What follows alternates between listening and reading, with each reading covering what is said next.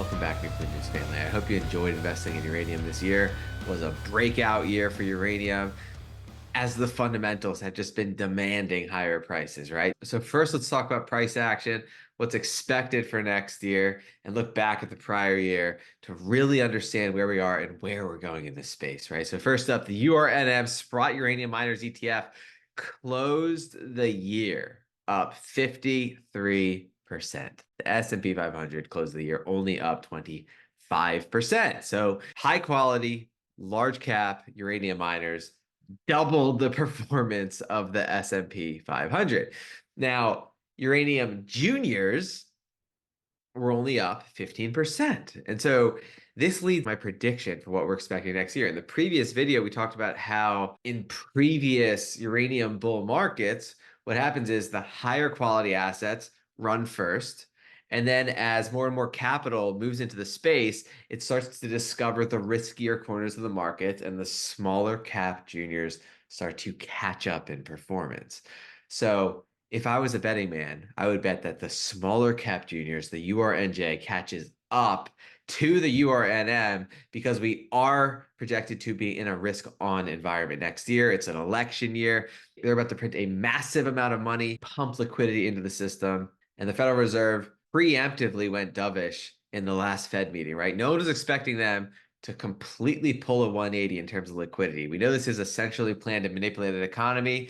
Can't fight the Fed. Well, the Fed literally went full dove last meeting. That means assets go up, period, right? Because the more money is printed, the more assets valued in that debased currency go up in terms of dollars, right? And the higher quality, higher upside stuff does the best.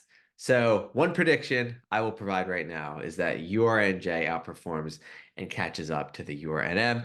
I know a lot of you guys are in the high quality, early stage junior miners. So let's take a look at the price of physical uranium. Uranium prices surged to close out 2023. Despite this unprecedented surge, numerous industry experts anticipate that this is merely the inception of a historic rally for the commodity, with prices poised for further escalation. In every single video, we talk about the massive supply crunch, right? And how it won't be solved for decades. And so if there's a gap between booming demand and shrinking supply, then if you understand anything about supply and demand fundamentals, you know that prices just have to go up, right? Basic economics. And so uranium closed the year at $91 per pound. And so, like I mentioned in the last video, the comment with the most likes would get the equivalent of cash of 1 pound of uranium, which turns out to be $91. The most popular comment on last week's video turned out to be this one from McPick. I spent a 20-year career beginning in the 1970s as a mechanical engineer slash engineer building nuclear power plants. I said back then that giving up on them would be a mistake and that they would make a comeback after I retired. Let's hope they do it right. And so they've made the comeback. This man is going to get the $91. All you have to do is DM me on Twitter at the handle at early stage. We'll verify it's you, and then I'll Venmo you the $91 in cold hard cash. Feel free to buy up 1 pound of physical uranium with that money. So let's just take a quick look back to understand the context of where we are going forward into next year. 10 big wins for nuclear energy in 2023. Vogtle 3 enters commercial operation. Vogtle 3 entered commercial operation in Georgia, becoming the nation's first new reactor to connect to the grid since 2016. The expansion project received $12 billion in loan guarantees from the U.S. Department of Energy and supported 9,000 jobs at peak construction. This is the big time, right? The U.S. government subsidizing billions of dollars in nuclear power growth and expansion.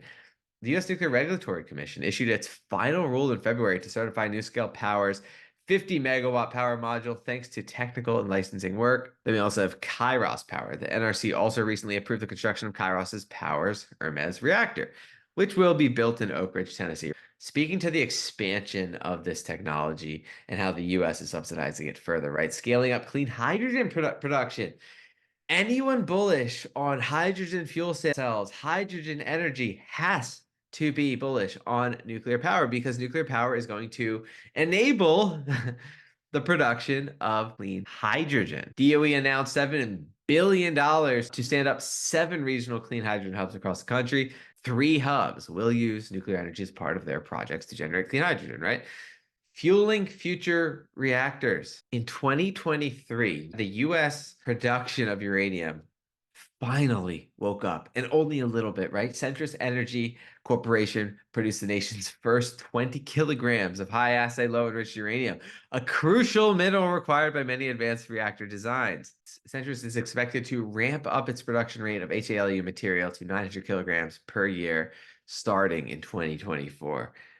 And so, again, the US just waking up and funding the mining of this resource. Now, again, this is the supply gap going out for decades. You can see that the demand is far outstripping the supply, even with this small trickle of uranium coming out of the US in 2024 for decades. The Idaho National Laboratory made several enhancements to its treat reactor to support the next wave of innovation for nuclear energy. The INL also started construction on the NRIC Dome, the world's first microreactor testbed that will support the design and licensing of new reactor technologies.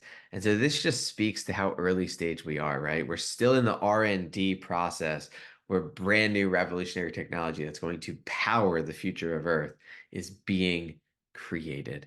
It really doesn't get bigger than that when you understand how massively scalable this technology is going to be and how it hasn't even hit the market yet, right? So lots to look forward to as this technology rolls out. And then the big one in this list, international cooperation. The US joined dozens of like-minded countries in making landmark pledges at COP28 to triple global nuclear capacity by 2050 and to mobilize more than $4.2 billion in government-led investments to deliver a global commercial nuclear fuel market that is free from Russia influence. A multi-billion-dollar wall of capital streaming into this space, the most powerful countries on planet Earth investing deeply into nuclear. That is the story of 2023. Really, again, doesn't get bigger than this. When you understand what the big players are planning, you understand what the future is going to look like, essentially, right? So just enormous tailwinds for the nuclear energy space. Just this last week, US finalizes $1.1 billion award to PG&E for California reactors. The Energy Department has finalized an award to keep 2 nuclear reactors in service at Diablo Canyon, according to a note made public Friday, right? So they are pushing billions of dollars into this space.